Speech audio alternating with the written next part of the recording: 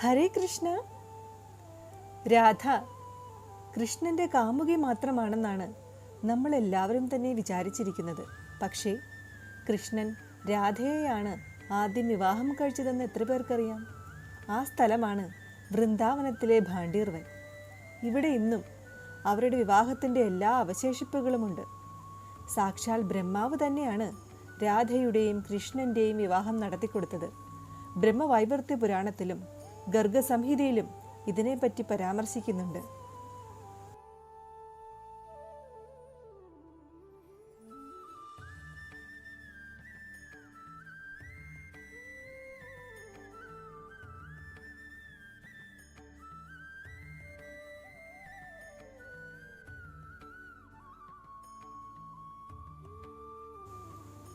ഇതാണ് ഭാണ്ഡീർ വിഹാരി ക്ഷേത്രം. ഇവിടുത്തെ മൂർത്തി രാധാദേവിക്ക് സിന്ദൂരം തൊട്ടുകൊടുക്കുന്ന നിലയിലാണ് പ്രതിഷ്ഠിച്ചിട്ടുള്ളത്. ഭഗവാന്റെ കയ്യിലെ മുരളി രാധാദേവി ഒളിപ്പിച്ച് വെച്ചിരിക്കുന്നതിനാൽ ഓടക്കുഴൽ ഈ പ്രതിഷ്ഠയിലില്ല.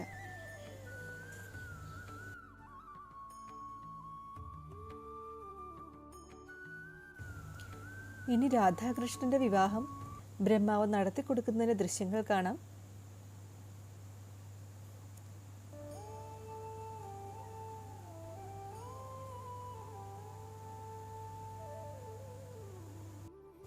രാധാദേവിയുടെ പ്രത്യേക കടാക്ഷമുള്ളവർക്ക് മാത്രമേ ഈ ഭാണ്ഡീർ വനത്തിൽ എത്തിച്ചേരാൻ സാധിക്കുകയുള്ളൂ. വളരെയധികം ഭക്തർ ഇവിടെ വരികയും രാധയെയും കൃഷ്ണനെയും പൂജിക്കുകയും ചെയ്യുന്നു.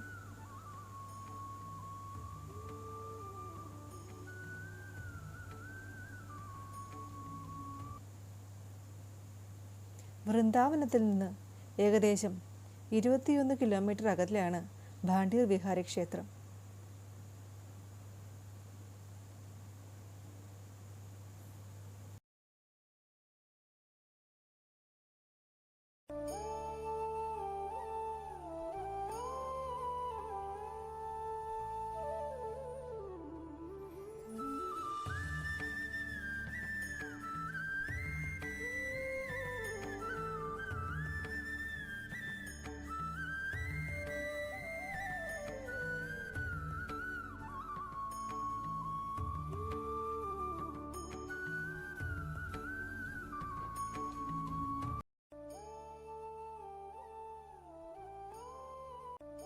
ഇവിടെ സുന്ദരമായ ചിത്രരചനകളുണ്ട്.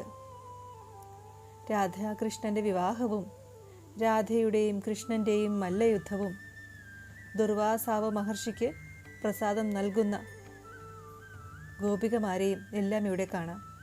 ഒരു കൊച്ചു ക്ഷേത്രമാണെങ്കിലും നമ്മുടെ എല്ലാ ഭക്തരുടെയും മനസ്സ് നിറയ്ക്കുന്ന കാഴ്ചകളെല്ലാം ഇവിടെയുണ്ട്.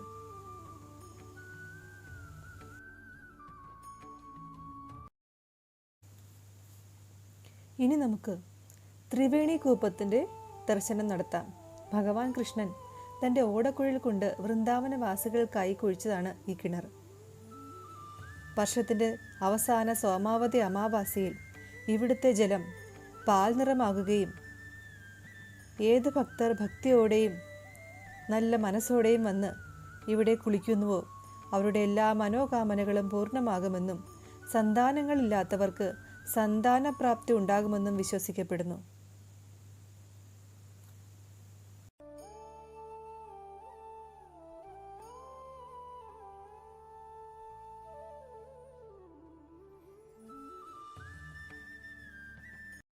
ഇവിടുത്തെ ഏറ്റവും ആകർഷണമായ സ്ഥലങ്ങളിലൊന്നാണ് രാധാകൃഷ്ണൻ്റെ വിവാഹസ്ഥലം.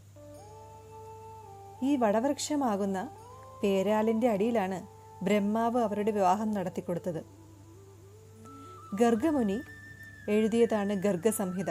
അതിൽ പറയുന്നത്, ഉണ്ണിക്കണ്ണനെയും എടുത്ത് നന്ദഗോപർ കാലിമേയ്ക്കാൻ പോയപ്പോൾ പെട്ടെന്ന് അന്തരീക്ഷം കറുത്തു വരികയും കാറ്റും മഴയും പെയ്യാൻ തുടങ്ങുകയും ചെയ്തു. അപ്പോൾ അവിടെ സുന്ദരിയായ ഒരു സ്ത്രീ പ്രത്യക്ഷപ്പെട്ടു.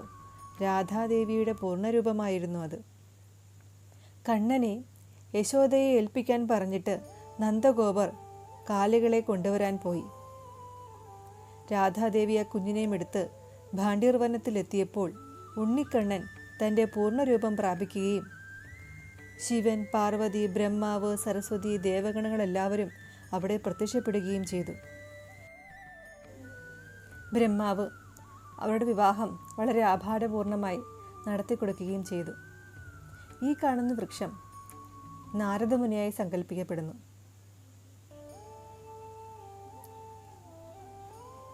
ഒരു വിവാഹ മണ്ഡപം പോലെ തന്നെയാണ് ഈ വൃക്ഷങ്ങൾ ഇപ്പോൾ ഇവിടെ ഉള്ളത്.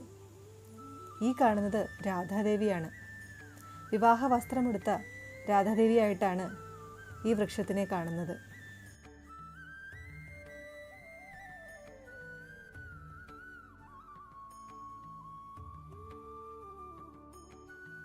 വിവാഹ വസ്ത്രം ഉടുത്തു നിൽക്കുന്ന രാധാദേവിയെ പോലെയാണ് ആദ്യത്തെ വൃക്ഷമുള്ളത്. ഒരു പാവാടയുടെ അടിഭാഗം പോലെയാണ് ഈ വൃക്ഷത്തിൻ്റെ അടിഭാഗമുള്ളത്.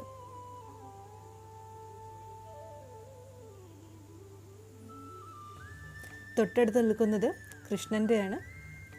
ഒരു ധോത്തി എടുത്ത കൃഷ്ണനെ പോലെയാണ് തൊട്ടടുത്ത വൃക്ഷത്തിൻ്റെ അടിഭാഗമുള്ളത്. ഉത്തരേന്ത്യൻ വിവാഹങ്ങൾ നമ്മൾ കണ്ടിട്ടുണ്ട്. വരൻ്റെയും വധുവിൻ്റെയും വസ്ത്രങ്ങൾ തമ്മിൽ കൂട്ടിക്കെട്ടുന്നത്. അതുപോലെയാണ് ഈ ശിഖരങ്ങളുള്ളത്. പുറകിൽ നിൽക്കുന്നത് ബ്രഹ്മാവാണ്. കാരണം ഈ വൃക്ഷത്തിൻ്റെ മുകൾ ഭാഗത്തിന് 4 ശിഖരങ്ങളുണ്ട്. ഒരു പല്ലക്കിൻ്റെ ആകൃതിയിൽ പോലെയുള്ള ഈ രൂപം കാണാം. പുറകിൽ നിൽക്കുന്നത് ശിവനാണ്. അപ്പോൾ ഈ വൃക്ഷങ്ങളെ തന്നെ അവരുടെ വിവാഹത്തിൻ്റെ ഓർമ്മകളായിട്ട് ഭക്തർ കാണുന്നു. ഇവിടെ വരികയും അവർ വളരെ ഭക്തിയോടെ പ്രാർത്ഥിക്കുകയും പൂജിക്കുകയും ചെയ്യുന്നു. നമ്മുടെ ജന്മത്തിൽ ഒരിക്കലെങ്കിലും ഇവിടെ വരാൻ സാധിക്കുക, അത് രാധാകൃഷ്ണൻ്റെ അനുഗ്രഹം കൊണ്ട് സഫലമാകുന്നതാണ്.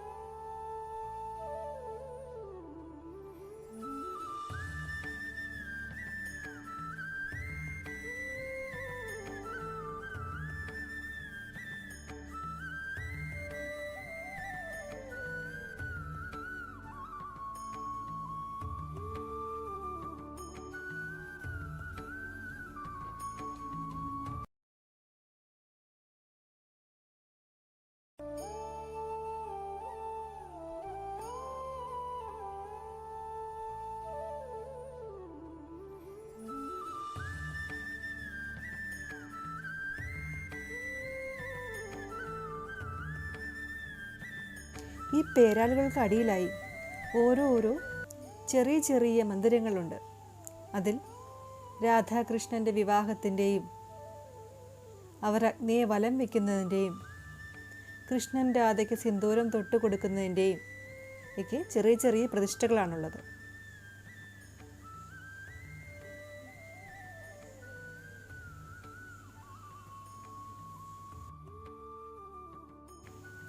ഈ ദിവ്യ വിവാഹത്തെപ്പറ്റി ദേവന്മാർക്കും മുനിമാർക്കും രാധാകൃഷ്ണന്മാർക്കും മാത്രം അറിയാവുന്ന ഒരു രഹസ്യമായി അവർ സൂക്ഷിച്ചു. പിന്നീട് ഗർഗമുനിയാണ് ഗർഗസംഹിതയിലൂടെ ഇത് എല്ലാവരെയും അറിയിച്ചത്. നിർഗുണമായ പരബ്രഹ്മത്തിൻ്റെ സഗുണരൂപമാണ് ഭഗവാൻ കൃഷ്ണൻ. ഭഗവാന്റെ ശരീരത്തിൻ്റെ പകുതി ഭാഗമാണ് ദേവി രാധ, ഭഗവാന്റെ ആഹ്ലാദിനി ശക്തി. തൻ്റെ അവതാര ഉദ്ദേശം പൂർണ്ണമാകുവാൻ ദേവിയുടെ ശക്തി ഭഗവാൻ ആവശ്യമായിരുന്നു. അതുകൊണ്ട് അവരുടെ വിവാഹത്തിലൂടെ രാധാദേവിക്ക് ഭഗവാൻ എല്ലാ അധികാരവും നൽകി. ആ രാധയുടെ ശക്തി കൊണ്ട് മാത്രമാണ് ഭഗവാന് തൻ്റെ അവതാര ഉദ്ദേശങ്ങളെല്ലാം പൂർത്തീകരിക്കുവാൻ സാധിച്ചത്.